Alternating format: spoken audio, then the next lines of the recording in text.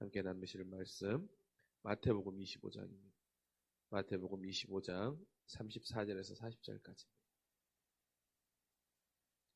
마태복음 25장 34절에서 40절까지 말씀.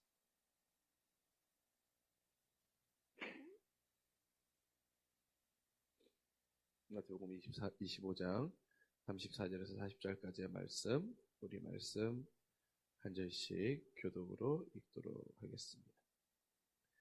그때 임금이 그 오른편에 있는 자들에게 이르시되 내 아버지께 복 받을 자들이여 나와 창세로부터 너희를 위하여 예비된 나라를 상속받으라. 내가 줄일 때 너희가 먹을 것을 주었고 목마를 때 마시게 하였고 나그네 되었을 때 영접하였고 벌벗었을 때 옷을 입혔고 병들었을 때 돌아보았고 옥에 갇혔을 때 와서 보았느니라. 이에 의인들이 대답하여 이르되 주여 우리가 어느 때 주께서 줄이신 것을 보고 음식을 대접하였으며 목마르신 것을 보고 마시게 하였나이까.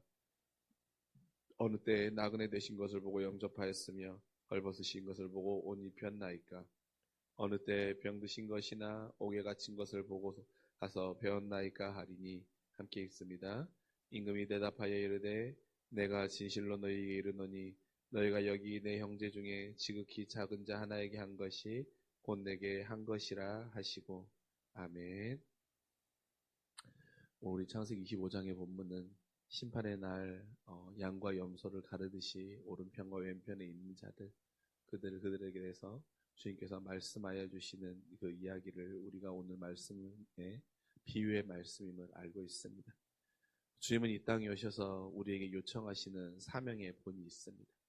주님이 이 땅에 오신 이유 중에 하나도 우리에게 너희가 이 땅을 살아가며 믿는 자로서 이러이러한 사명을 가지고 살아가야 된다라고 말씀해주고 계신 것입니다. 그러면서 여러분, 우리가 주님 앞에 꼭 의인이라 불림을 받을 수 있는 자들로 살아갈 수 있기를 간절히 소망합니다. 오늘 말씀에도 나온 것처럼 주님께서는 우리들에게는 의인이라 말하고 왼편에 있는 자들에게는 뭐라고 말합니까? 저주를 받는 자들아라고 말하고 있는 것입니다. 여러분, 우리가 믿는 자로 살아가는데 하나님께서 우리를 심판하시는 그날이 왔을 때 우리가 주님 앞에 저주를 받는 자라는 말을 듣는다면 그것만큼 비참하고 비극적인 인생은 없을 것입니다. 소망하긴 우리가 이 세상을 살아가며 하나님 앞에 의인이라 칭함을 받을 수 있는, 의인이라 칭찬받을 수 있는 믿음의 사람들의 삶이 될 수 있기를 간절히 소망합니다. 그렇다면 우리가 의인이라 칭찬받는 자의 삶을 살아가기 위해서 어떠한 사명을 감당해야 되는지가 중요한 것이죠. 첫 번째는 무엇이냐면 우리 안에 우리가 분명히 사랑을 행하는 자가 되어야 되는 것을 우리가 오늘 본문을 통해 잘 알고 있습니다. 그런데 우리가 사랑을 행할 때 이것이 사랑을 행했다라는 게 느껴지지 않을 정도로 우리 안에 그 사랑을 행함이 자연스러워져야 된다는 것입니다.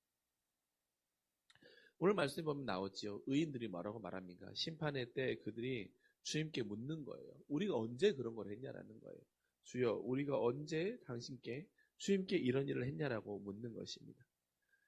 그들에게 이런 사랑과 선을 베푸는 것이 왜 언제 이렇게 했냐라고 물을 수 있는 것은 그들이 자연스러웠기 때문인 거예요. 그들이 선을 행해야 되는 자, 또한 가난한 자나 궁핍한 자나 비천에 처한 자나 그들에게 그들이 선을 행하고 사랑을 베푸는 것이 너무나도 익숙함이었고 너무나도 자연스러움이었고 너무나도 당연함이었기 때문에 그들에게는 그것이 내가 이것을 했다 하지 않았다라는 것이 구별되지 않을 정도가 되었던 것입니다.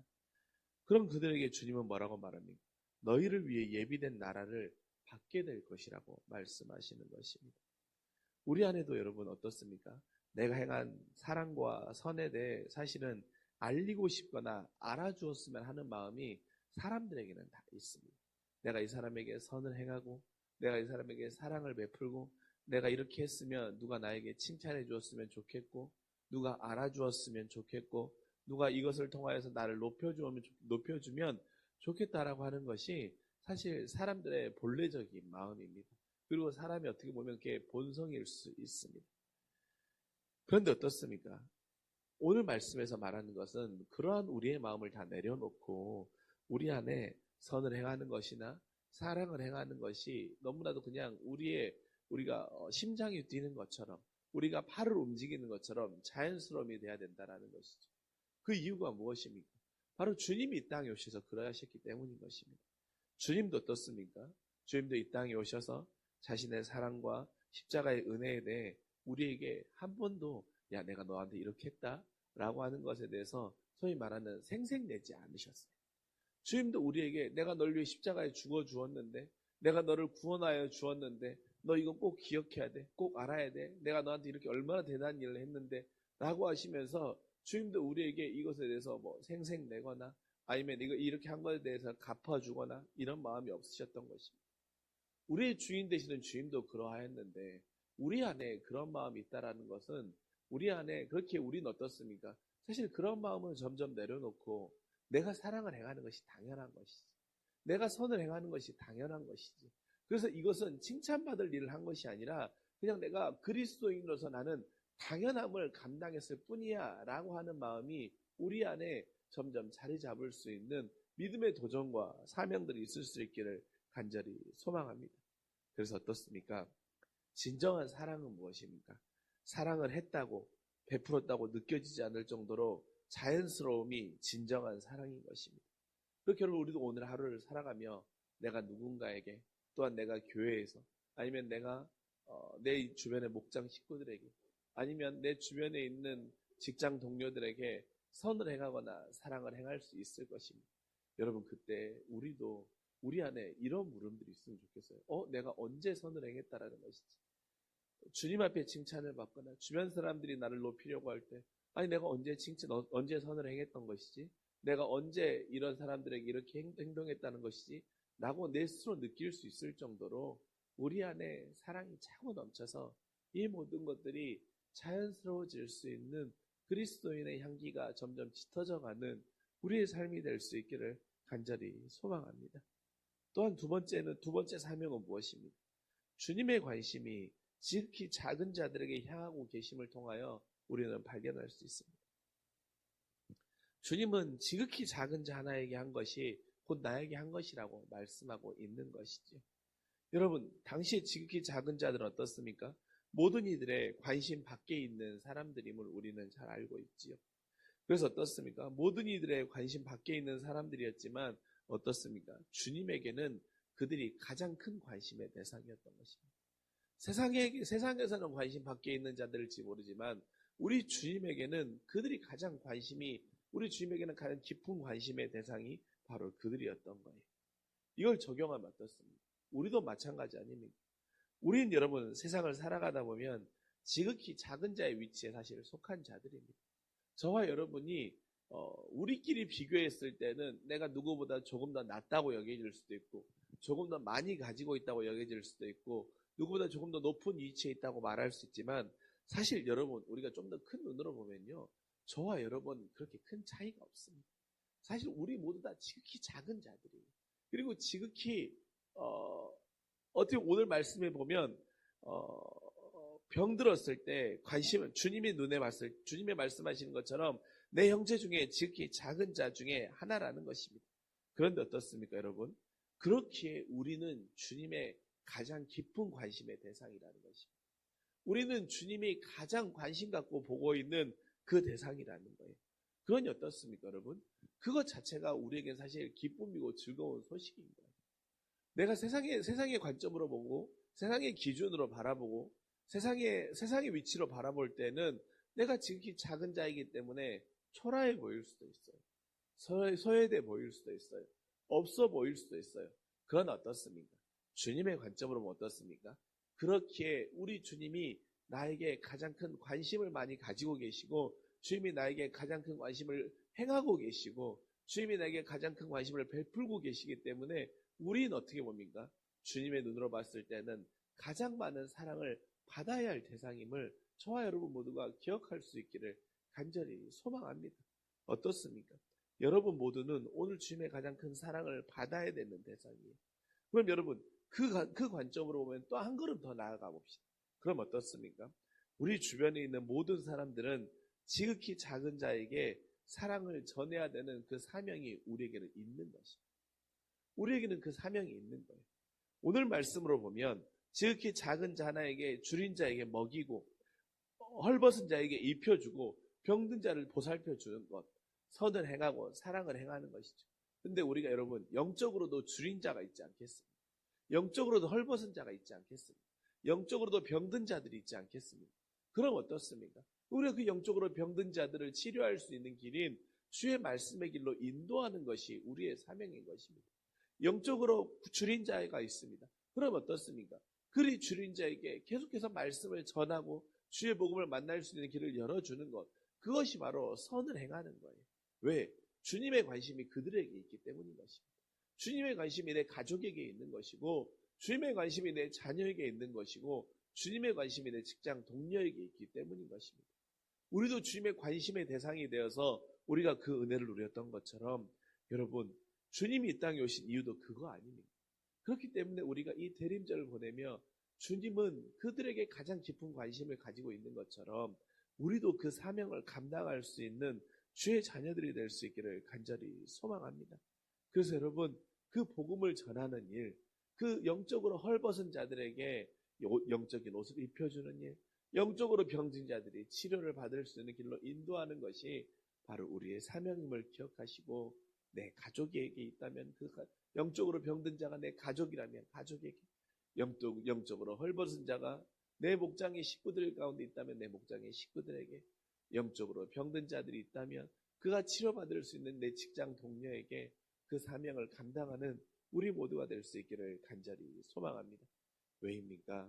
주님이 이 땅에 오신 이유는 바로 마태복음 9장 13절에 잘 나와 있죠. 주님은 누구를 부르러 오신 것입니까? 바로 주님은 죄인을 부르러 이 땅에 오셨기 때문입니다. 저와 여러분 모두 죄인이었잖아요. 그래서 주님이 우리를 부르러 이 땅에 오셔서 그 주님의 부르심 앞에 우리는 먼저 반응하여서 구원의 은혜와 구원의 기쁨을 누렸고, 그 구원의 은혜와 기쁨을 누렸기 때문에 우리는 이 성탄을 맞이하는 것이 우리 안에 가장 큰 은혜이고 우리 안에 가장 큰 기쁨이 되는 것입니다. 그렇게 여러분, 이 대림절 우리가 주님 앞에 부여받은 사명이 무엇입니까?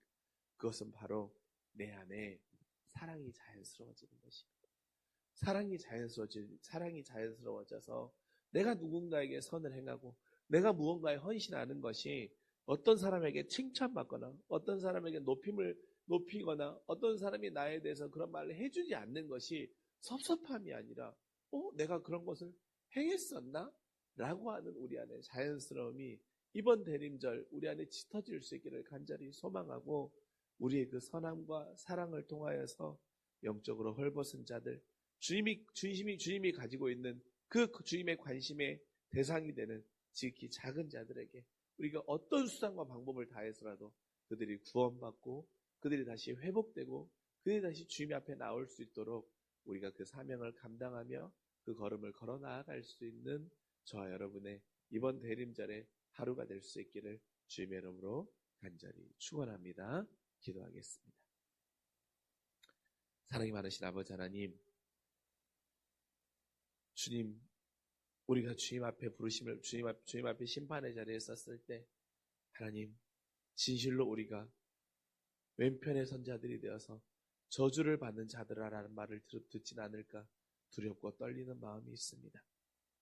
내가 신앙인으로 살아가고 있지만 내 안에 하나님이 오늘 말씀하시는 그 사명의 은혜가 없고 사명의 열매들이 없어서 주님 앞에 저주를 받은 자들아 불리지 않도록 주님이 나를 의인이라 불러주시며 내가 예비해 놓은 나라의 상속을 받을 자들이라 불릴 수 있는 믿음의 사람, 믿음의 의인의 길을 걸어 나아갈 수 있는 주의 자녀들 되게 하여 주시옵소서. 하나님, 그렇게 위하여서 하나님, 내가 언제 그런 사랑을 베풀었습니까? 라고 말할 수 있을 정도로 우리 안에 사랑을 행하는 것이 자연스러워질 수 있는 믿음의 성숙이 있기를 간절히 소망합니다. 여전히 내 안에 내가 칭찬받기를 원하고 내가 높임을 받기를 원하고 사람들이 알아주기를 원하는 마음들은 점점 작아지고 하나님의 사랑을 베푸는 것이 당연함이며 그것이 믿는 자의 척도임을, 믿는 자의 당연함임을, 믿는 자의 의무임을 기억하며 오늘 하루도 살아나아가는 주의 자녀들 되게 하여 주시옵소서. 주님의 지극히 큰 관심은 지극히 작은 자들에게 향하고 있음을 기억하기를 원합니다. 주님의 관심이 지극히 작은 자들에게 있었기에 나도 은혜를 누렸고 나도 그 은혜로 말미암아 구원받는 주님의 놀라운 은혜가 있었음을 기억하며 하나님, 여전히 영적으로 병든 자와 여전히 영적으로 헐벗은 자와 여전히 영적으로 아버지 하나님 지친 자들이 있음을 기억합니다.